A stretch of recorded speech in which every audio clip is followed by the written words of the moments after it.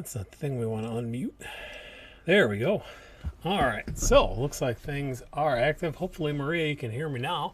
I should have been able to hear a little bit of music in the launch buffer video there, but we are now live. So let's touch base here and see what's going on. So happy Friday, everybody. My name is Mike Hess. I am a respiratory therapist, respiratory or registered pulmonary function technologist, COPD advocate, COPD navigator, COPD educator. I am the COPD dude, I picked up that nickname a couple of years ago at a national conference. Was having a good time floating down the lazy river after an excellent day of presenting and all that stuff. And one of my fellow RTs sailed past and said, "Hey, you're that COPD dude." And I kind of liked that and decided to stick with it. So I am the COPD dude. So welcome into this Friday edition of COPD Navigator House Call. We call it House Call because we usually do program about every 2 weeks where we talk about a topic of the day, and then we have questions, we have some news updates and all that kind of stuff with the elephant in the room, as I call it, ye old novel coronavirus. Obviously people are having a lot of trouble getting to the information that they need, and what's really starting to wear on me lately is there is a whole bunch of misinformation, disinformation, miscommunications, miss and dis, whatever you want to put, whatever a word you want to append to those. It's been quite a week for that. There's a lot of stuff floating around, particularly my own respiratory world has been in a lot of upheaval lately, a lot of debate, a lot of discussion, and a lot of hurt feelings on a lot of sides, right at a time where we need to come together. So it's been a little bit frustrating, but we're pulling through. I know that as problems go, especially in this environment that we have right now, that's a pretty modest one, so I'm not going to complain over much. I am very excited to be here with you and Maria and Joe and anybody else checking in here, so I appreciate you again spending some of your late Friday afternoon, early Friday afternoon, early Friday evening. Might even get somebody in where it's morning. So wherever you are, thank you for spending some of your time with myself and the COPD community. Always looking to make the community larger, so if you wouldn't mind taking just a moment to go to our page on Facebook or our Twitter account, which you can see the Twitter feed up there. I guess I need to update my template a little bit there. We got the at COPD Navigator on Twitter. We've got COPD Navigator on YouTube and COPD Navigator on Facebook. Hopefully this weekend I'm going to actually start putting together some of that webpage a little bit too. We've got copdnavigator.net. That hopefully we can get some of this stuff a little bit more centralized and getting everything out to where we need to be. I am live on Twitter right now. Thank you to everybody over in the Twitter space. That's why I'm going to be looking off to the side every now and then. That's also where a lot of the comments and questions and all that stuff come in. So if you would be so kind as to welcome in John also. Thanks for coming in. John, longtime supporter of what we're doing here. And a COPD advocate of far higher stature than myself. So appreciate you coming in. Bonnie's checking in. Appreciate everybody stopping by today. Make sure you get those questions in and comments. We're looking for stories. I'll be honest with you folks.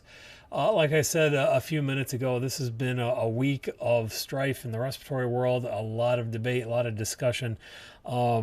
I, for one, am tired. I'm looking for a little bit of uplift here. So if I can ask you, in addition to doing the sharing and such, if you could share a story. What's happening? What's good happening in your world today or this week? I know that this week we hit, I think we hit 70 degrees for the first time here in Michigan. So we were able to do a little bit more walking outside and enjoy that a little bit more. Of course, Michigan being Michigan in the springtime. We then subsequently had a severe thunderstorm, a hailstorm, and there was actually even a touch of snow on the car windows this morning when I went out there. It accumulated on the windshield wipers. So we're back into somewhat the cold, which I also know is problematic for a lot of you folks out there with respiratory conditions, be they COPD, be they asthma, all these things, the temperature fluctuations, the changes in humidity and barometric pressure, and all of these things wreak havoc on a lot of people's systems. So hope you're staying well out there. Let's see what else we got here. Had a minor glitch when we started up this morning, so there is one spot that is currently not unified in all the comments and all that stuff, so I might have to pop over there real quick because I see somebody is leaving a comment on a post in our Facebook group, COPD Navigator. If you're not already a member, please come by, check it out. Of course, it is free, as you are probably well aware. Hopefully well aware. Anything on Facebook is monetarily free, but in case you don't like Facebook, you are, of course, welcome to check us out on some of those other channels. So let's see, where is Sandra? Where is your comment? I am trying to find it. There we go. Can we talk about hyperinflated lungs? Ribs have expanded and stay expanded all the time. So let's see, okay, yeah, we can definitely talk about that. So we'll lead with that. If you give me one moment here to get my voice back.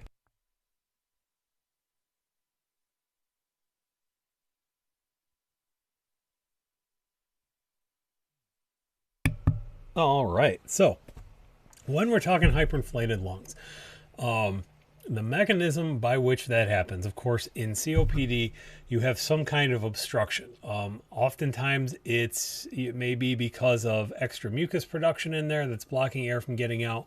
Could be inflammation where, some of the actual airways themselves are chronically swollen.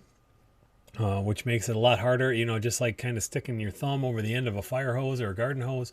It's a lot harder for that fluid, in this case gas, air, for that to get out. So that tends to be trapped in the air sacs, the alveoli that are in the lungs, where the oxygen and the carbon dioxide go in and out respectively. And so when that happens, those alveoli kind of start to get stretched out a little bit. And so we lose kind of what we in the biz call elastic recoil. And the way that works, if you think of the older school, like latex balloons, when you start blowing that up, it's difficult to get that to expand. And then all of a sudden it gets a lot easier. And then right toward the end, it gets harder again. Your alveoli work basically the same way.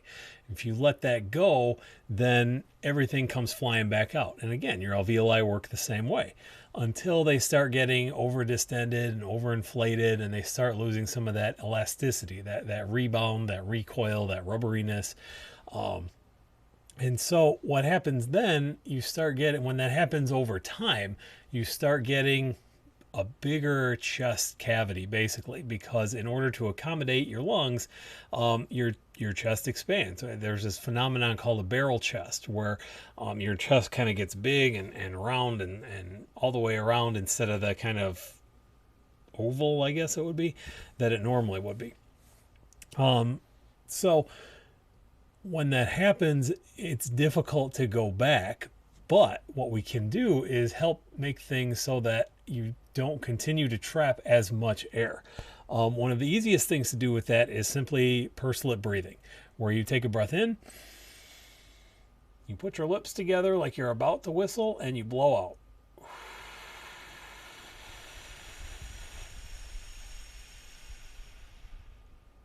Now, you can see if I take a breath in and breath out, normally it's pretty quick. But when I do the pursed lips,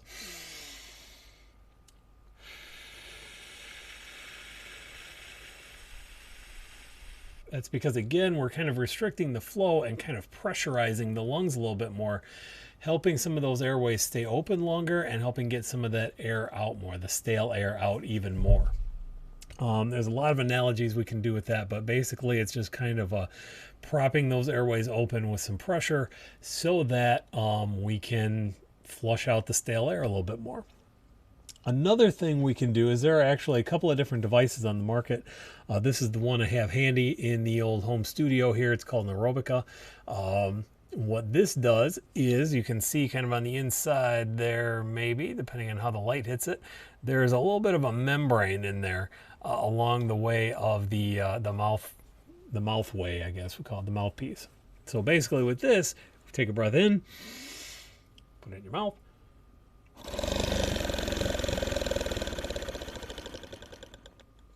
Now you can hear that the big difference with this is this also gives you a little bit of vibration.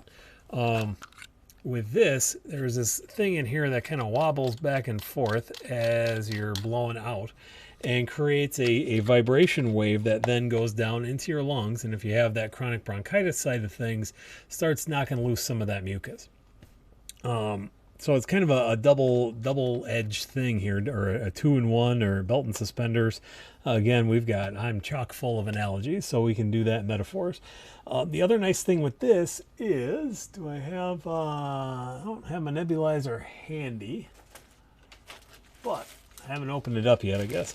This can actually be used in conjunction with our friend, the aerosol nebulizer here. So we can do combination treatments, we can do all kinds of stuff with that and help with the air trapping and help with knocking junk loose. So other things we can do sometimes to help diaphragmatic breathing, where you're making a real conscious effort to prevent to really force your diaphragm up and down instead of things going in and out. But usually pursed-lip breathing, or one of these what we call positive expiratory pressure tools. There's this aerobica, there's the acapella, there's I believe the lung flute is a similar concept, although that's a little bit less vibration and more focused on the resistance. Playing a harmonica. We do harmonicas for health a lot, where we can actually help develop some of that breath control with the resistance of pushing through the harmonica device. Lots of different tools that we can get out there to help reduce what continues to be trapped. Now again, Sandra's mentioning here, ribs have expanded and stay expanded all the time. That's where we can kind of get into some other debate about what we can do with that. I have a couple of friends in the osteopathic world that can do some pretty good work with realigning some of those, what we generally consider to be fixed joints. Usually that's more of a restrictive thing, where you can't take a deep breath, and not where they're expanded out all the time. But that you may get some benefit from that. I would caution, I would expect a little bit less from somebody like a chiropractor. I know that there are some joints that can get some effect with that, but if you're going to go the adjustment route, I would definitely go for a DO, a doctor of osteopathy. Potato. A DO would be the way to go on that one. But usually we look at the idea of, once they've expanded, they're likely to stay to a certain degree expanded. But again, we can address some of the symptomology and things like that. So Sandra, I hope that answers what you were looking for. Let's see what else we got going on here today. So, there's Sandra again. So pulmonologist said your ribs have turned sideways. Really? That is a phenomenon that I am not entirely familiar with. I've not heard that kind of terminology before, so that's fairly interesting. I'm quite sure what to say about that one. I would maybe, again, that's definitely where I would start maybe talking with the DO and get some manipulation going potentially.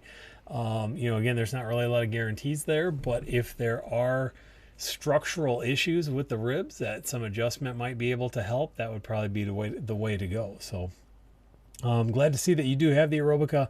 Hopefully that's helping you a little bit. And you are very welcome. So also welcoming in Gloria. Gloria's stopping by today. Appreciate it. Waving back to you. So I hope you're doing well on this Friday. So while we're waiting on some more questions to come through, which I hope you have, again, some questions, some stories, some comments, some fun things that have been going on today. Hopefully everything is going all right. So what we do have is actually some relatively breaking news for those of you in the States here. This actually broke yesterday afternoon into the evening. Of course, there's a lot going on right now. So What we're looking at now is for those of you maybe on Medicare, which is a large portion of the COPD community in the U.S., you may be familiar with the idea of competitive bidding, which is a thing where a lot of home medical equipment companies and providers had to basically, just like it says on the tin, you have to bid for a certain how much you would pay or how much you would charge, I guess, for certain services for Medicare. And then Medicare takes all those bids and does ostensibly some kind of evaluation with them and figures out what the reimbursement is going to be. And that has led to tremendous problems. And I'm not getting too political here because this is pretty much universally agreed on that this was a big mistake, because it has really slashed the reimbursement for a lot of respiratory related home medical equipment, oxygen concentrators. It has eliminated the practicality of things like liquid oxygen concentrator or liquid oxygen delivery systems. It has driven down the value of things like CPAP machines and stuff like that to the point where a lot of durable medical equipment companies or home medical equipment companies have been forced to go out of business. And a lot of the independents have been kind of taken over by chains. And this is not to say that chains are better than independents or independents are better than chains. This is just things are, in my view, when you have less competition, you tend to have more issues. So, and we can also talk, there are a lot of suspicious things going on with some of the bidding processes. And so anyway, the whole thing was a big mess. Of course, because things were cheaper, it looked like it was saving a lot of money, because they didn't really necessarily look at, well, if we're spending money on the preventative equipment, we're probably spending less on things like emergency room visits and admissions and things like that. They just saw that, oh, we're saving money on this equipment. We should expand this program because it's clearly working. And they wanted to put in these things called non-invasive ventilators. Non-invasive ventilators, more commonly known as, probably more commonly known as BiPAP machines, but I try and avoid that because, believe it or not, BiPAP is a registered trademark, much like Kleenex or Band-Aid or Xerox or any of those things that we kind of use colloquially.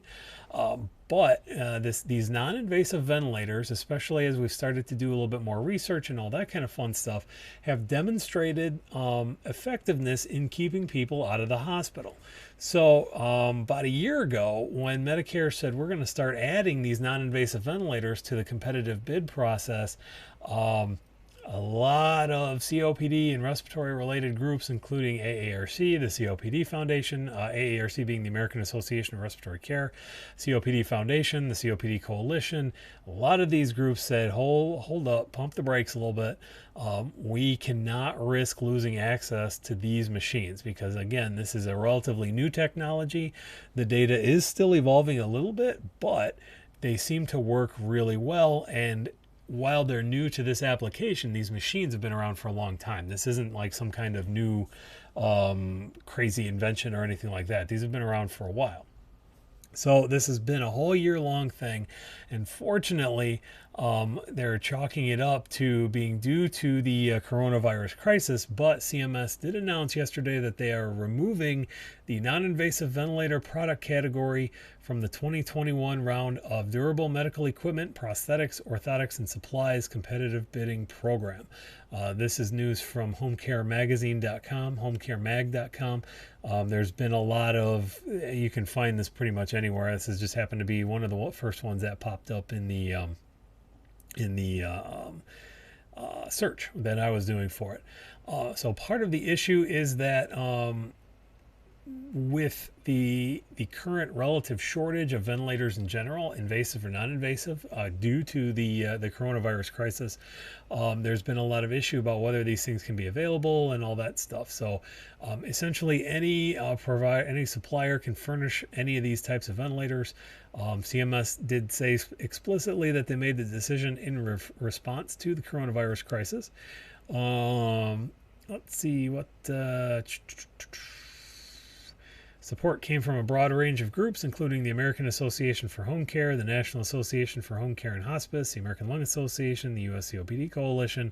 Again, there were a couple other things that that a couple other groups that I was mentioning already.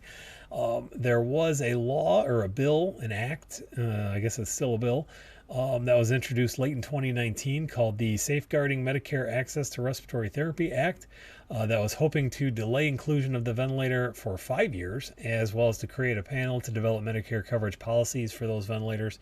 Haven't quite gotten to that point yet. Obviously, I don't know if that law is still, it's hard to see what laws are doing what right now, because it's there's a lot of complicated stuff outside of any of the relief bills and the stimulus packages and all that kind of stuff.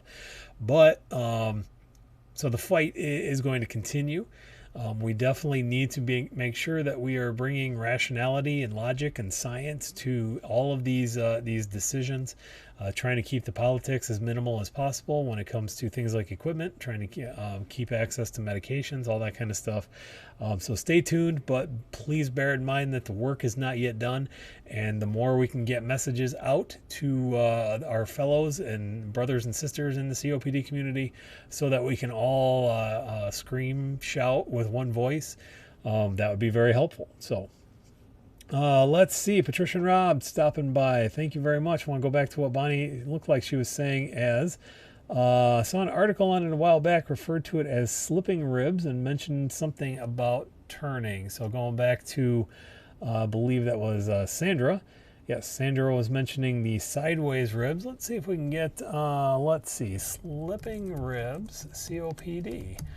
Let's see if we can find anything interesting with that. So we've got a thing called slipping rib syndrome. This is interesting. And this goes along with the idea of what's called prolotherapy, which is, again, some of the stuff that the doctors of osteopathic medicine can do. Let's see. Misdiagnosis. I don't know. I don't see where this is necessarily specific to COPD. So no mention on there specifically in the context of COPD, but it does appear to be a thing. Let's see. So, and if we go over to hello Valerie, thanks for coming in again from across the pond, I believe. Let's see. So we've got a case study, a self-report over on copd.net, which is another excellent resource for extreme pain in the rib cage. Let's see. And apparently I need to log in, try and log in here. Let's see if I can, once upon a time, well, I'll just log in with good old Facebook. How about that? Let's see if I can make that happen.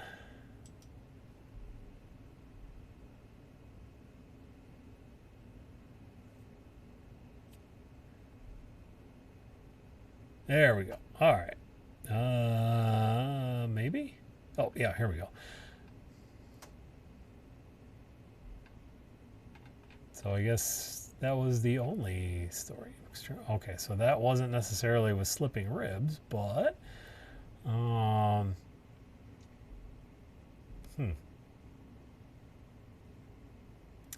we do see rib cramps.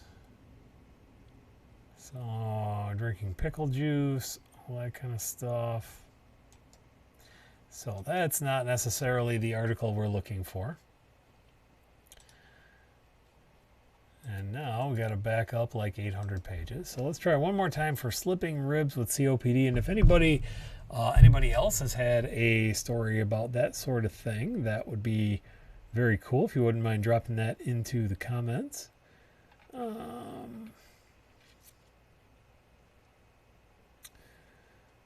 So I don't know that there's a lot of straight up connection between these slipping ribs and COPD. It stands to reason if you're you know, we talked about barrel chest and stuff like that. So if your rib cage is expanding, it's very possible that one of those joints can become misaligned.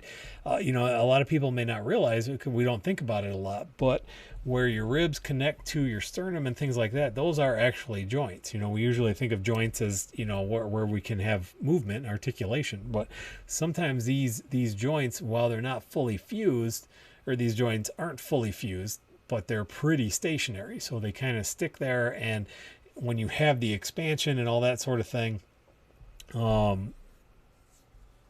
it's possible they can kind of dislocate a little bit. So Pam mentions there's some info. Greetings, Pam, by the way.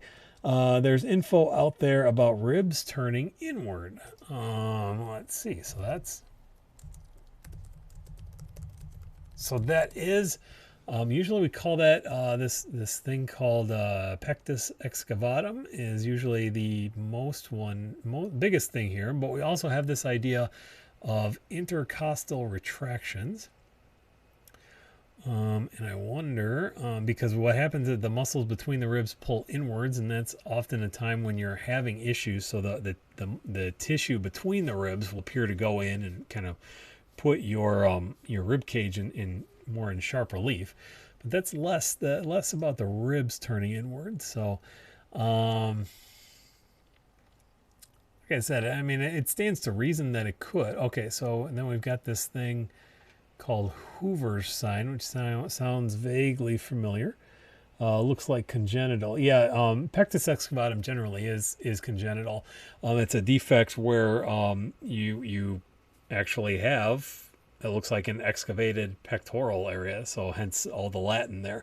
It's kind of dug out, and I actually know an RT who has that, and he's got about this much space between his front and his back, basically. So he's dealt with asthma and things like that his whole life, which kind of pushed him toward respiratory therapy. So all right, so we've also got this thing called Hoover's sign, an inward movement of the lower rib cage during inspiration instead of outward as is normal, implying a flat but functioning diaphragm, and is often associated with COPD. So again, this isn't necessarily the ribs moving out of place as much as it is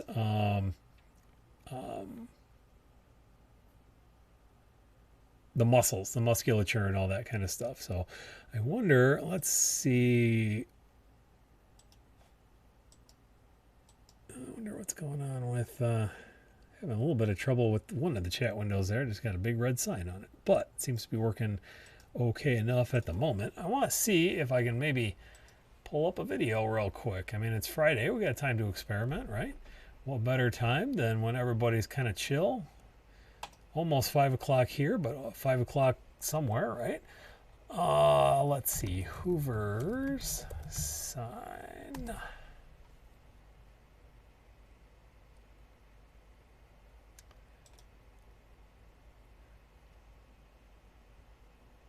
All right, so that looks like they're... So this is a video that they're kind of mimicking Hoover's sign. I'm going to see if I can actually just show the window here so that as I watch it,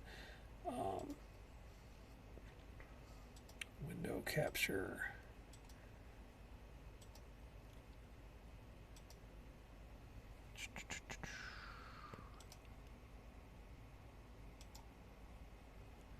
Yeah, so kind of sharing my screen here. We got kind of the whole video conference thing going. So this is, let's see if we can get, I wonder if we can get, this one maybe looks like a little bit more of a, well, this is a non-obstructive respiratory disease, but of course, so I'm not really seeing a whole lot here. Not a great indication, I guess. Oh, there we go, a little bit. Down on, if we look toward the right of the screen here, we kind of see that kind of, that's like kind of a retraction there with the flattened diaphragm and some of the extra muscles kicking in. So that might be the best way to go. Let's see.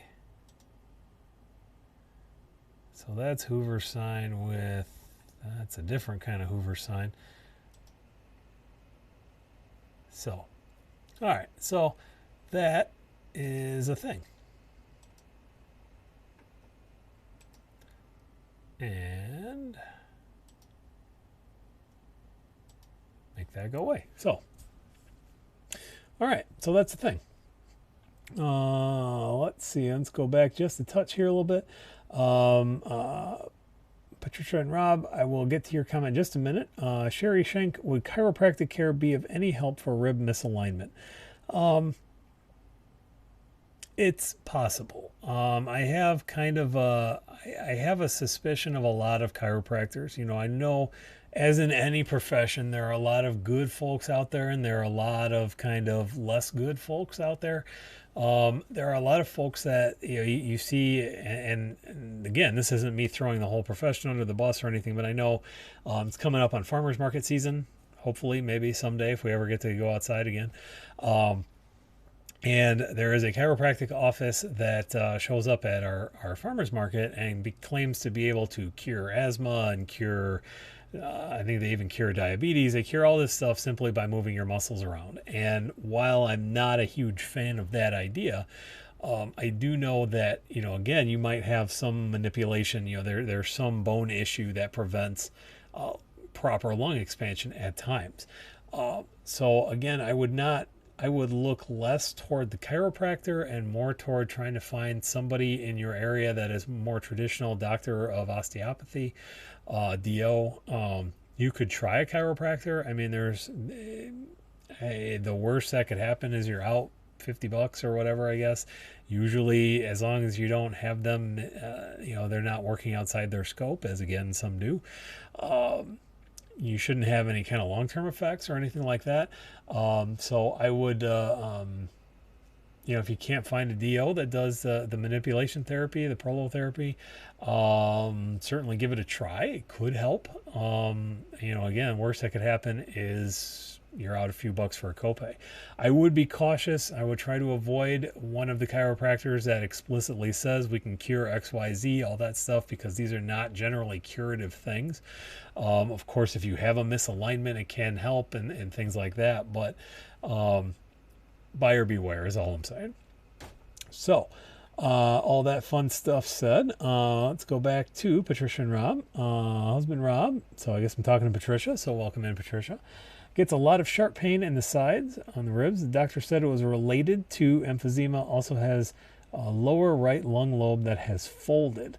Folded is kind of an odd concept also. I would be curious to see that x-ray to get a little bit more context for that. But again, the sharp pain in the sides could be related to a couple of different things. We saw that Hoover sign where the diaphragm was kind of retracting in. We call them retractions. It could be due to there's a lot of rib cramping and things like that. Again, when things are not necessarily aligned properly, that was a big topic of search when I was trying to find some of the rib turning and all that stuff. Can reflect an electrolyte problem. Again, we know that nutrition can be an issue for a lot of folks with COPD. So, we want to make sure that if it's cramp-like pain, some people swear by pickle juice or by Gatorade or whatever kind of electrolyte stuff is in there. Usually, just a good balanced diet with all the stuff and avoiding some of the bad stuff can work pretty well too. So it probably there's a very good chance that it could be related to the emphysema, and that's how we might be able to treat it. What else we got going on? Oh, back again. So hopefully you caught all that, and hopefully that may help a little bit. So, yeah, mission accomplished.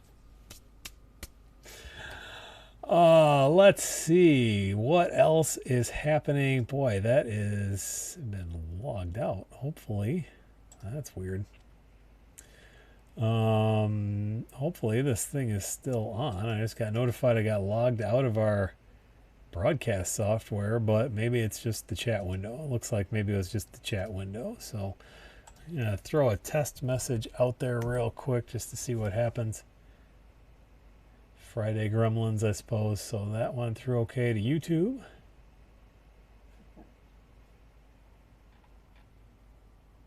Hasn't gone through to Facebook yet, so I don't know quite what's happening there, but oh well.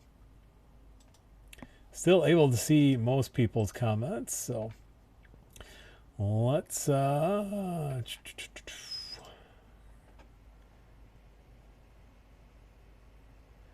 just gonna scrolling back through right quick just to make sure that we're not missing too much. This would be, again, a great time to get any other questions going here. Maybe you've had some rib issues also.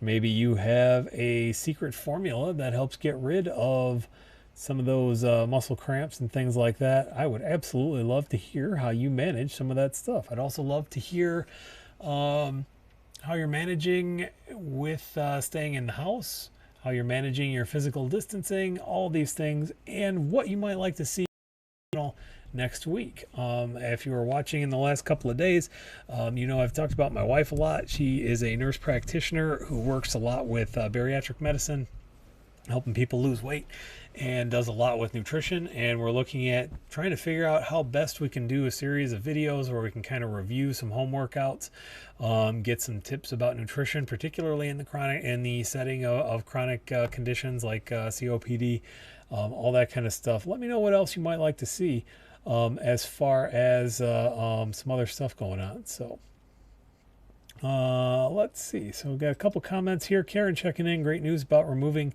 non-invasive devices from competitive bidding. I sure think so. I would love to get more devices like, again, oxygen concentrators and things like that. You know, it's really frustrating from a clinical standpoint, and I imagine it's frustrating from the patient side of things. We tell people to be active. We tell people to stay engaged with your life. We tell people that, you know, it's okay to wear your oxygen as you're going out and about. And then we prevent people from doing that because we say, well, in order to do that, you have to carry around this giant oxygen tank, or you have to carry around a half dozen of these smaller ones that you have to keep changing out. Or you can use the portable concentrator that you have to get extra batteries for, or maybe doesn't deliver enough of a puff for you. It's really frustrating to do that. So I wish we could get back to the point where we're actually giving people the tools that they need to do the stuff we ask them to do, because those are the things that are actually going to help keep people healthier. So, yeah, that's where we're at. So, it's my crankiness for Friday. Catherine, not a specific topic today. Wine with lots of wine. That's wine moderation, but wine is never a bad thing, especially with everything else going on right now. As I said, you know, so getting back to your question, Catherine, don't really have a topic today. This is whatever is on anybody's mind. Trying to keep it a little bit free and loose these days. You know, we will get back to the whole Breathe TV thing where we have the news and we have the topic of the day. I'm looking at maybe extracting some of those topics and putting them as standalone videos on YouTube. And, you know, that kind of the meat and potatoes, the short takes, or whatever we want to call it. I think that might be helpful for a lot of folks. So that might be a project for the weekend, something like that. But we don't have a topic for the day. So if you have a question, if you have a story to tell, if you have anything else, let me know.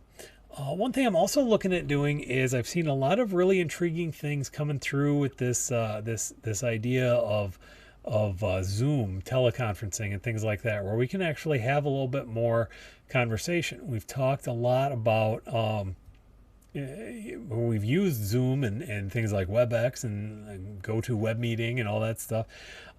We have a lot of stuff going on in the corporate world, but I've seen a lot of things like people are having Zoom happy hours talking about lots of wine and all that stuff.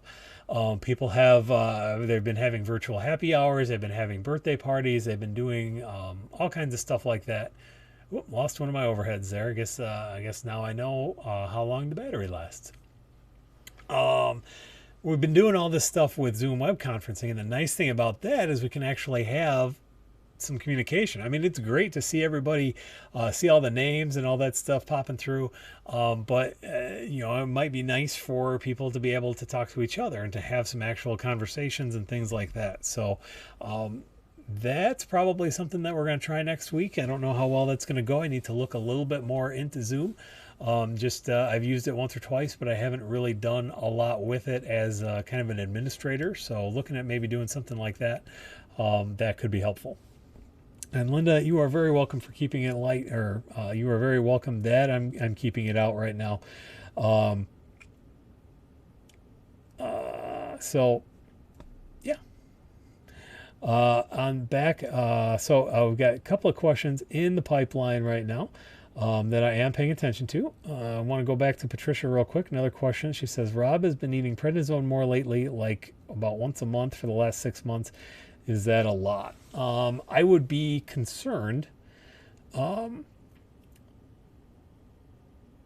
if that's more than the baseline. I would be concerned because once a month for the last 6 months, having an exacerbation once a month is cause for concern. It tells us that there might be something else going on. And so we want to make sure that we're getting that a little bit more under control. We want to try to minimize people's exposure to what we call systemic steroids. And those are the pills and the IVs and all that stuff, separated from the inhaled corticosteroids. So having to require that more and more could be a coincidence. I mean, we have been saying for months that it was a really bad flu season. Whether it was flu, whether it might be something else, whether we're misdiagnosing stuff, that's hard to say. I would definitely want to be keeping an eye on that. I would want to, when you're able, I would want to talk with Rob's clinical team about maybe some adjustments in the baseline therapy to see what if there are other things that could be done. Maybe a different inhaler, maybe switching over to a nebulizer. I mean, we talk a lot about inhaler technique. It's kind of one of my big bugaboos. Obviously, this kind of inhaler takes a much different inhalation than this kind of inhaler, and we don't often do a very good job of teaching people how to use their inhalers properly. So there are a lot of variables there. Needing prednisone once a month for 6 months, long story short, yes, I would be a little bit concerned, and I would want to know if there's some other stuff that could be done. If maybe it's appropriate to be looking at a thing like lung coils or lung valves, a more bronchoscopic intervention like that, something along those lines. But might be time to step up the treatment plan a little bit there. And I definitely need to take a drink of water. Probably should get a drink of wine before I jump into Sherry's question here.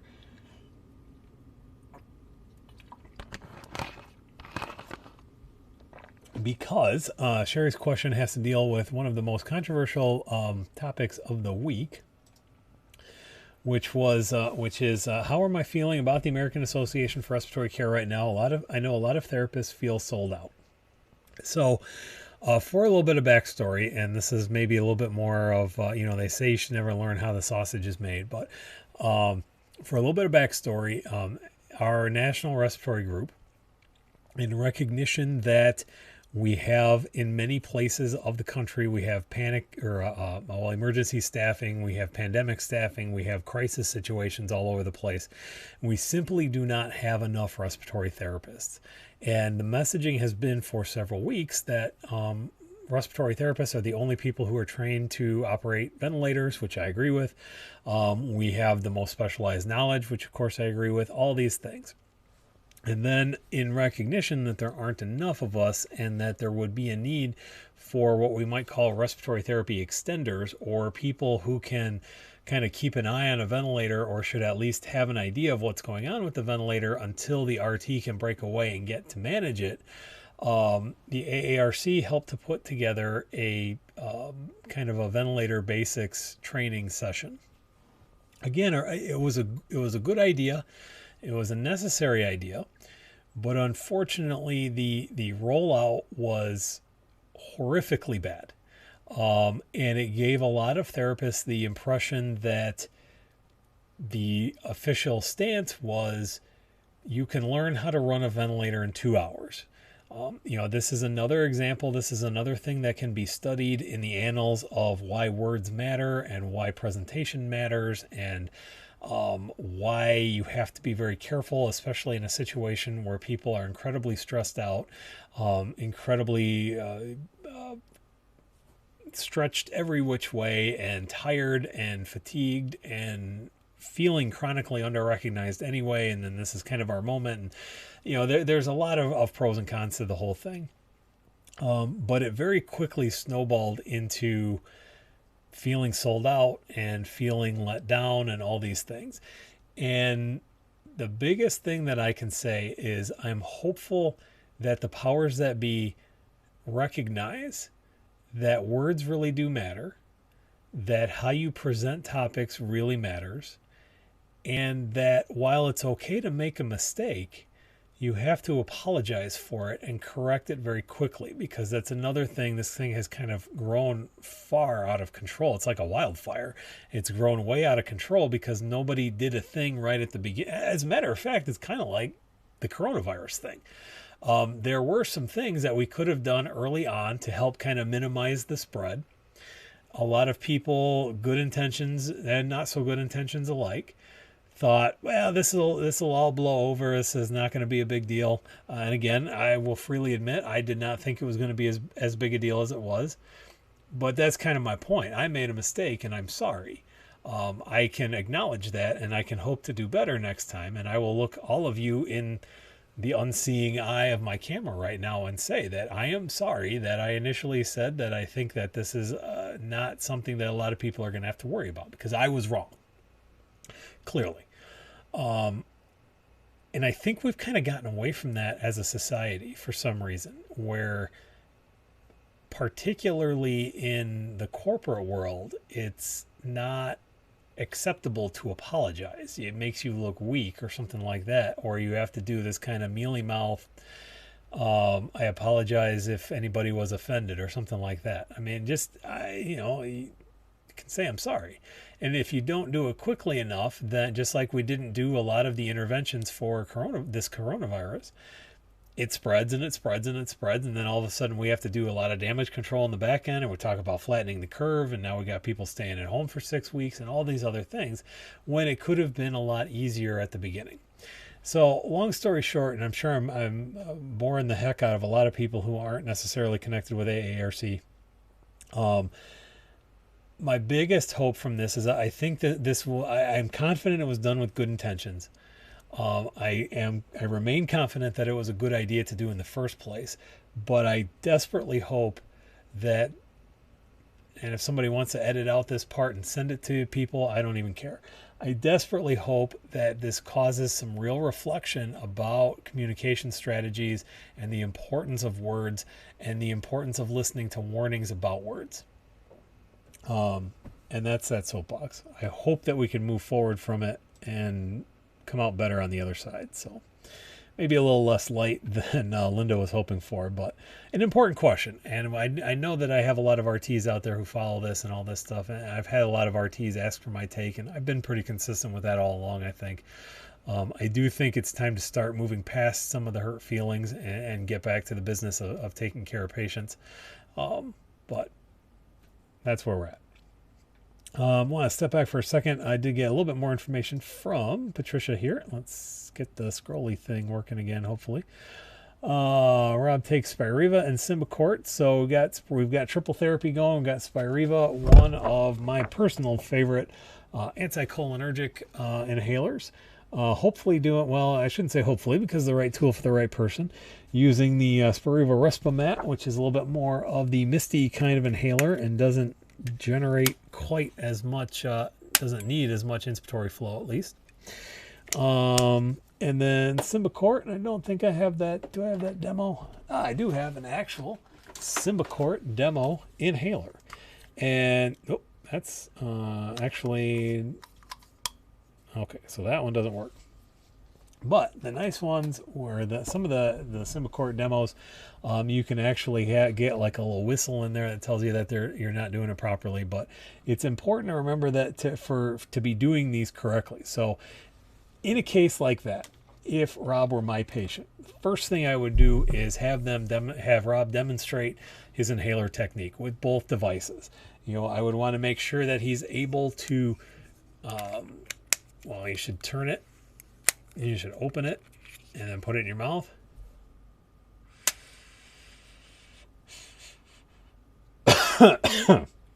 And you can see when you're not timing it right and you're a little bit out of practice, then sometimes you get a little cough that goes along with that. So I would want to evaluate that. I would want to make sure that that is working properly.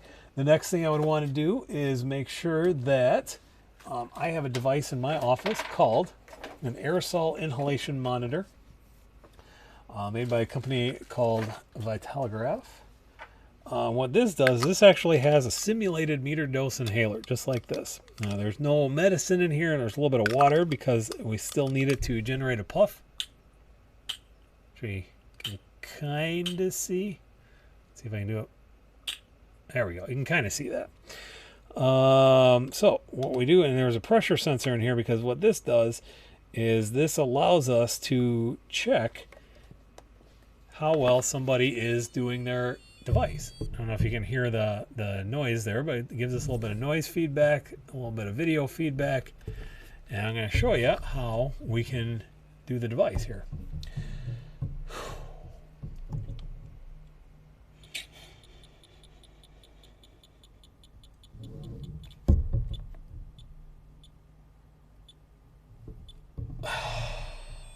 So what this tells me is, I'm going to hold it a little bit closer so you can see some of the other markings on here.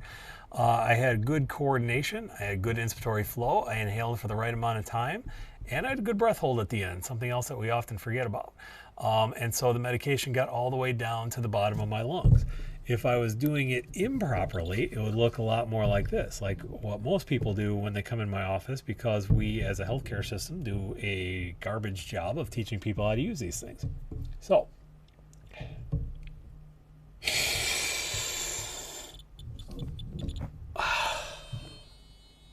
and so we got that noise again. I'll do the noise a little bit closer to the microphone so you can hear that. But you can see I got red lights this time, which means I did not do a proper job. And I got a very disappointed sound effect that I'm going to try and simulate again here.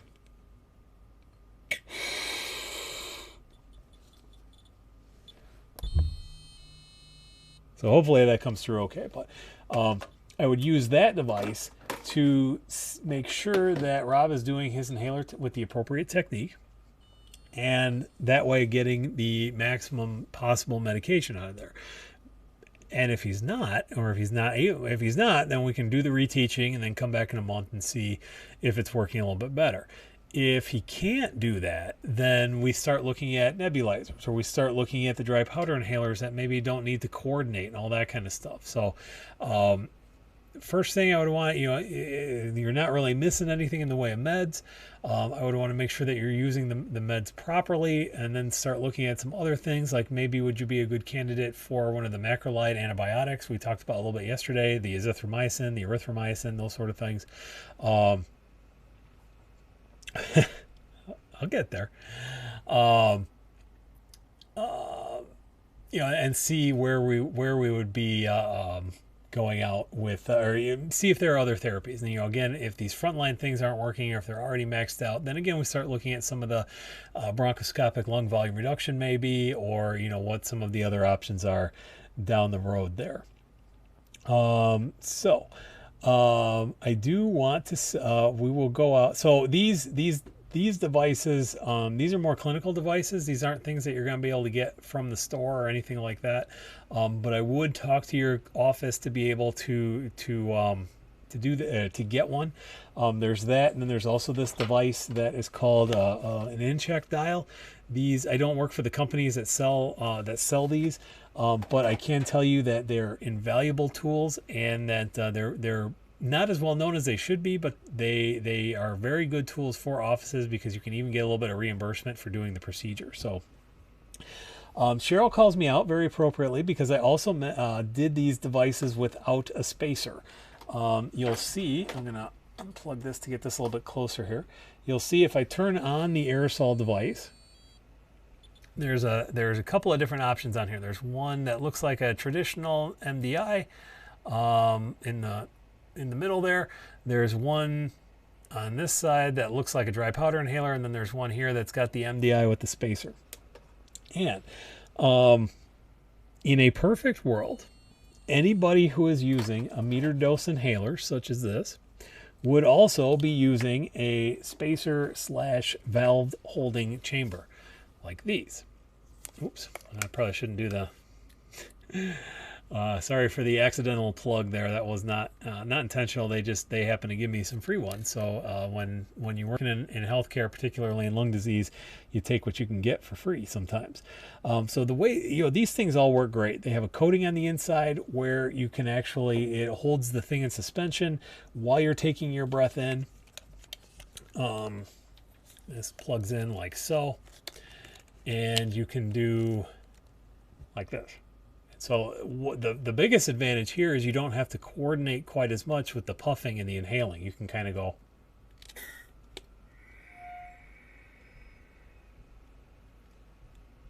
breath hold, which is really nice. So we encourage a lot of people, we encourage everybody to use one of these whenever you use one of these. Now, again, you'll note that I said a perfect world, and I would absolutely love for people to use one of these with every time, and I recommend it, particularly with their control inhalers, their maintenance inhalers, the ones that they take on a regular routine every day, because this can just kind of stay right with those inhalers, and everything is happy. Everyone is happy. However, with reliever inhalers, often called rescue inhalers, these short-acting bronchodilators, we tell people to carry this around with them all the time, and they don't often want to carry these around. So they just don't. I mean, I'm a fairly practical guy. I encourage people to do it at every time, just like I encourage people to quit smoking, and I encourage people to do all the healthy behaviors. But I also like to meet people where they live. So my main goal is realizing that each one of these is tested without a spacer, because, again, obviously this one doesn't work quite the same as this one, which doesn't work quite the same as this one. They all work generally the same, but when you're doing a clinical trial, you have to go for that repeatability all the time. And so they test without the spacer to do that. And I also figure if you're able to do it without a spacer, then you absolutely can do it with a spacer. So I tell people, in a perfect world, every time you use one of these, you're going to use one of these. I also give out these things. This is called an inflow cone. This is basically a mini spacer that is designed to go onto the back, or designed to go on the front of the meter dose inhaler. Very similarly to the valve holding chamber. No valves, no coatings on this one. It just gives you a little bit more margin for error with the puff, and it's a lot more portable. So I give people as many options as I can, and again, Cheryl's absolutely right for calling me out. When you use a meter dose inhaler, the best practice is to use a valve holding chamber. So, yeah, absolutely. The other thing I'll note is I'm not a huge fan of using the aim in spacer mode, just because I don't think it works quite as well. So again, when I'm checking that technique, I just go without and teach people to use their spacer. So hello Linda, hello Patricia. Taking erythromycin 3 times a week, so there you go. Michael Roth checking in from out west, saving the world, stat incentive spirometry, one stat incentive spirometry at a time. Take care of yourself out there, Michael. Appreciate you stopping by even for just a minute there. Also, just hopping back to Cheryl for just, well, first of all, saying hello to Jan, checking in, another fantastic COPD advocate. Cheryl, let me just say I tend to agree, and I'm hopeful that we can recover, but I'm not sure how that's going to go either. So, Sherry. I don't disagree. We have a long road ahead of us. But those folks who hang out in the COPD world know all about long roads ahead, because kicking and screaming, we're dragging COPD into the spotlight bit by bit. We've had the National Action Plan for a couple of years now. We're starting to make some progress. We're starting to see some things like Ted Koppel and his wife put out a fantastic video toward the end of last year called It's COPD, Damn It, which I was able to share also on our YouTube page, on the COPD Navigator YouTube page. You can check that out. You can check it out about half a dozen different places. It's certainly not unique to my page at all. but it is a fantastic, moving, emotional representation of folks in the COPD world. So bit by bit, we're starting to make a little bit of progress with getting people aware of COPD, working on COPD and all that kind of stuff. So we've got yes. So, John, so a little behind the scenes action here. Hopefully John and Karen are still watching here. With the way the setup works, you're going to go behind the curtain a little bit here. I have a program on my computer that does the streaming and does the putting up the graphics and things like that. I have another connection with a web. I send all that stuff to a website called Mob Crush. I don't know why they call it that. That's just what they call it. They take care of the streaming from their site to YouTube and to Facebook, because I can't. My home bandwidth would not be able to do that very well. Once it goes to Facebook, it's there goes the other overhead. Once it goes to Facebook, then it starts on the COPD Navigator page. The video is streamed live on the page that is COPD Navigator. Once that video starts, I, as Mike Hess from my Facebook page, start a watch party. It's a Facebook feature I've been playing around with for a little bit, where we all kind of watch the intent is we all kind of like watch videos together. But this one helps consolidate some of the comments and things like that. Then I can share the watch party to a couple of different groups, and I can figure out that if I share it to, for example, our COPD Navigator group, I also share it to a group of respiratory therapists called COPD 30-day readmission reduction group. I can share it to a number of groups, and we can, again, all be watching that same watch party.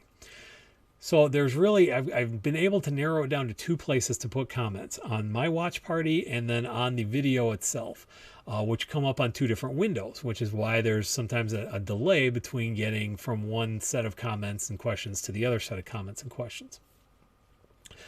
So that is the long answer to John's question. Yes, there are a variety of sources. I've been able to narrow it down to two finally, but there are a couple of different sources, and depending on where you're watching the video, you might not be able to see one set or the other. So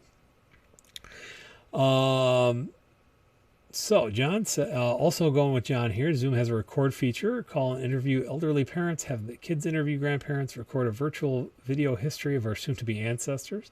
That is a fantastic idea. That's actually there's a similar project when I was still working on my master's in public health. I can't remember what it was called. Video something. My professor had done a thing where she went around and there were two different versions of it. They did these video interviews and all that stuff. And then she also had the old school disposable cameras that she gave people and just said, take a picture of X, for example, if we did this, we would say, what does COPD look like? And so maybe some people would go out and they would pollution or smokestacks, or it would be hospitals or ambulances, or you just take pictures of all that, and then we assemble like this photo collage, photo montage, whatever, of all of these things. So fantastic idea. I'm going to scroll through a couple of different things here.